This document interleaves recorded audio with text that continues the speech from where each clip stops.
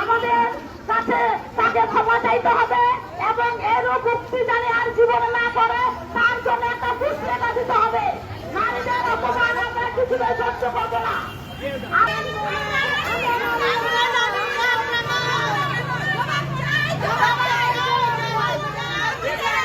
আমরা এখানে মা বোনদের হয়ে কিছু নোংরা মন্তব্য করেছে কিছু ভদ্র শিক্ষিত লোক। এই সমাজে তাদের কি করা উচিত তারা সবাই জানে। আমি গোটা বিশ্ববাসী মা বোনদের উদ্দেশ্যে বলছি, এই সমস্ত ভদ্রলোকই কোন মা বোনের পেটে থেকে জন্মগ্রহণ করেনি, তাদের কি কোনো কন্যা সন্তান নেই? আমার কন্যা সন্তান তার মা যদি নোংরা হয়ে থাকে তাহলে আমরাও নোংরা। আমরা সেই সমস্ত শিক্ষিত ভদ্রলোকদের পূর্ণ দাবি আমি তীব্র নিন্দা করে তাদের দাবি করছি। তাদের কি করা উচিত আমি জনগণকে ছেড়ে দিতে চাইছি। আপনারা মানববন্ধন করতেছেন কেন? কারণ কি? কিসের প্রতিবাদ? এটা বলেন। আমাদেরকে নিয়ে নোংরা মন্তব্য করার জন্য আমরা তীব্র প্রতিবাদ করেছি। ধন্যবাদ সীমা দিদিকে। এবার আমাদের খারাপ মুক্তির প্রতিবাদে আমাদের বক্তব্য নিয়ে আসছে জেসমিন আক্তার। আসসালামু আলাইকুম ঠাকুরগাঁওবাসী সবাইকে, মুসলমানদেরকে আসসালামু আলাইকুম, অন্যান্য ধর্মাবলম্বীদেরকে আদাব এবং নমস্কার। আমি আসলে মুসলমানের পক্ষ থেকে না, পুরো নারী জাতির পক্ষ থেকে বলতে চাই, আপনারা আমাদের বিরুদ্ধে যে সমস্ত মন্তব্য করতেছে, কোন নারী যদি কর্মে বের হয়, ধরেন এইটা কি কার কি উদ্দেশ্য, কে কি উদ্দেশ্যে বের হচ্ছে, আমার মনে হয় জামাতের লোকদের এক একজন করে গোয়েন্দা পাঠা দেওয়া উচিত এক একটা নারীর পিছনে। কি বলেন আপনারা? অথবা এরকম উচ্চারণ তারা করতে পারে না, এটা তাদের এরকম একটা মুসলমান হিসেবে আরেকটা মুসলমানের হিসেবে জীবন যেতে পারে না কোন নারীর পক্ষে। তারা এটা নোংরা। আমরা বিচার চাই, তীব্র প্রতিবাদ জানাচ্ছি, নিন্দা জানাচ্ছি। শুধু জামাত না, এখানে আমরা আমাদের মুসলিম জাতিকে তারা এই মুসলমানরা, আমি বলবো যে মুসলমান হিসেবে মুসলমানের জীবন চাইছে। এদের এই নারী জাতি তাদেরও মা আছে, তাদেরও বোন আছে, কেন তারা এরকম বলবে? আজকে যদি আমরা নারীরা কাজ না করি, আমরা যদি এনজিও বা অন্যান্য প্রতিষ্ঠানে কাজ না করি, কিভাবে চলবে এই দেশ? কিভাবে চলবে এই জাতি? পারবে শুধু একটা পুরুষ একটা সংসারকে মেনটেন করতে, বাচ্চাকে মানুষ করতে? আমি একজন এনজিও কর্মী ছিলাম, আমি জানি কিভাবে একজন মহিলা, কিভাবে একজন পুরুষের পাশে থেকে কিভাবে তার সংসারকে, তার বাচ্চাকে লালন পালন করতে হয়। আমার মতো অসহায় নারী অনেক আছে বাংলাদেশের, লক্ষ লক্ষ নারী যাদের কোনো উপায় থাকে না, তারা বাধ্য হয়ে কাজে নামে। তার মানে কি? তারা গার্মেন্টসে যায় নোংরামি করে, তারা এনজিওতে যায় নোংরামি করে। এইটার বিচার আমাদের আগে করতেই হবে, তারপরে হচ্ছে অন্যান্য আমরা কথা শুনবো। জামাত চিনি না আমি।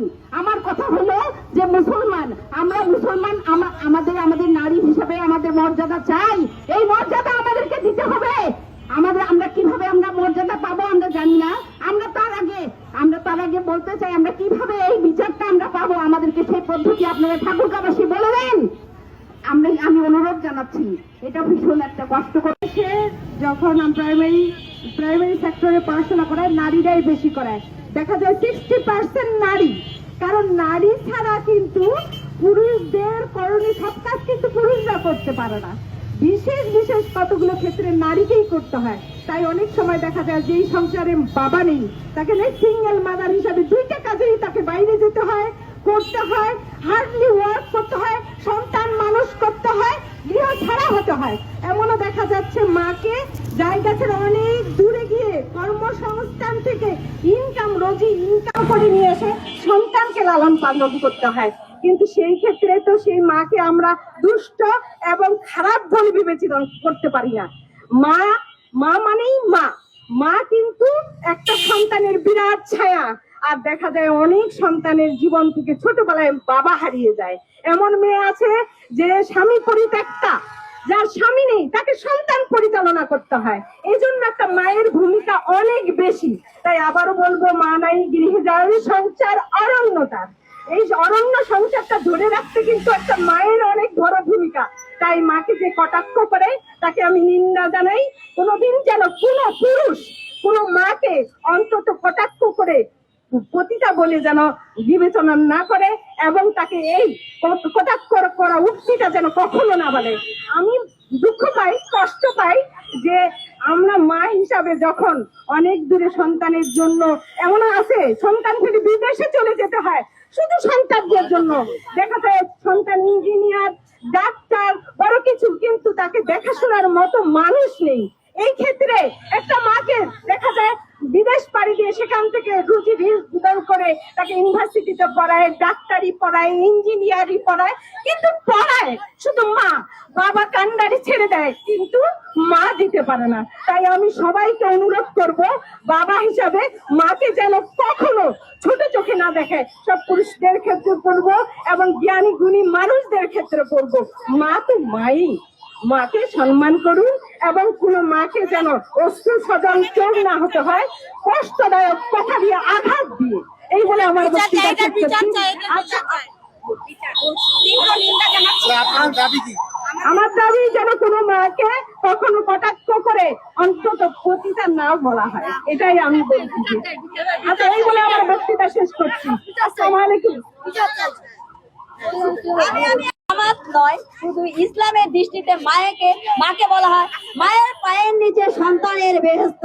যদি মায়ের পায়ের নিচে সন্তানেরই বেহেশত হয়, তাহলে উনারাও তো কোনো না কোনো মায়ের পেটেই জন্মগ্রহণ করেছে। তাহলে উনাদের কি জান্নাতের প্রয়োজন নেই?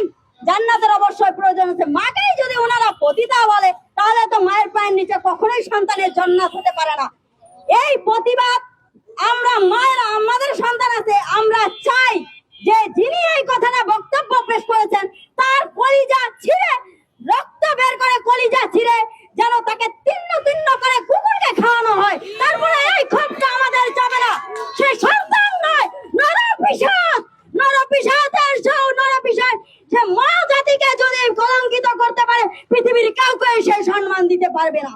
আমার দৃঢ় বিশ্বাস তার শাস্তি এমন তো হওয়া চাই যেন দেশবাসী না, পৃথিবীবাসী যারা চোখ মেলে মন বুঝে দেখে যে না, তার প্রাপ্য শাস্তি, সে যোগ্য শাস্তি পেয়েছে। এটাই আমার প্রতিবাদ। এটাই আমি তার প্রতি ঘৃণ্যতম অধিকার, মানে ঘৃণার যে শেষ প্রান্ত আছে মানুষের, মানে একটা জায়গা থেকে যে শেষ প্রান্ত, সেই প্রান্ত থেকে আমি তাকে ঘৃণা করছি। তার সন্তানরা কোনোদিন মানুষ হতে পারবে না, তার মনে কোনোদিন শান্তির আশা আসবে না, শান্তির বাণী জাগবে না। যিনি মাকে পতিতালয়ের একটা সদস্য বানায় দেয়। আমি এই বলে আমার বক্তব্য শেষ করছি। ইউনার বিচার চাই, বিচার চাই গোটা বিশ্ববাসী। যা কিছু মহান চিরসৃষ্টি কল্যাণকর অর্ধেক তার নর, এই মাকে অবমাননা করা আমরা কিছুতেই মেনে নিব না। এটাই বলে আমি আমার বক্তব্য শেষ করছি। ওনার জবাব ওনাকেই দিতে হবে। গোটা বিশ্ববাসীর কাছে আমার এটা আবেদন, যেন এর বিচার আমরা পাই, পর্যাপ্ত বিচারটা যেন হয়। এই বলে আমি আমার বক্তব্য শেষ করলাম। বিচার চাই, বিচার চাই। আমাদেরকে এইভাবে খারাপ মুক্তি করবে, এটা আমরা কিছুতেই মেনে নেব না, না, না। আমরা এটা তীব্র প্রতিনিন্দা জানাই এবং এটার আমরা বিচার চাই, বিচার চাই। আগাম সামনে স্লোগান